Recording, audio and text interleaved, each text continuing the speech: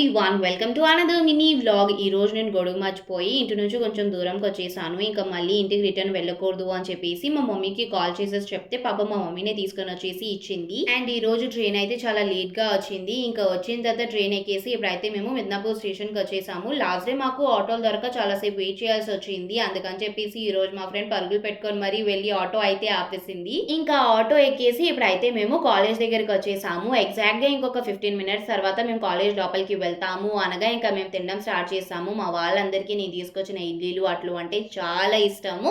అందుకని చెప్పి ఇంకా నేను తీసుకొచ్చిన టిఫిన్ వాళ్ళకి ఇచ్చేసి వాళ్ళు తీసుకొచ్చిన రొట్టె ముక్కలు అయితే నేను తినేసాను. ఇంకా వర్షంలో తడుచుకుంటూ ఇప్పుడైతే ఎగ్జామ్ ఇవ్వడానికి కాలేజ్ లోపలికి వచ్చేసాము. ఎగ్జామ్ ఇచ్చేసి వచ్చేసిన తర్వాత నాకైతే చాలా ఆకలేసింది. అందుకని చెప్పేసి మా ఫ్రెండ్ దాని టిఫిన్ అయితే నాకు తినిపిస్తుంది. పర్వాలేదు, నా సెకండ్ ఎగ్జామ్ అయితే బాగానే అయింది. ఆ తర్వాత ఇంకా స్టేషన్కి వచ్చేసి ట్రైన్ అయితే ఎక్కేసాము. ట్రైన్ ఎక్కిన వెంటనే నాకైతే పిచ్చ నిద్ర వచ్చింది. అందుకని చెప్పేసి పడుకుని పోయా.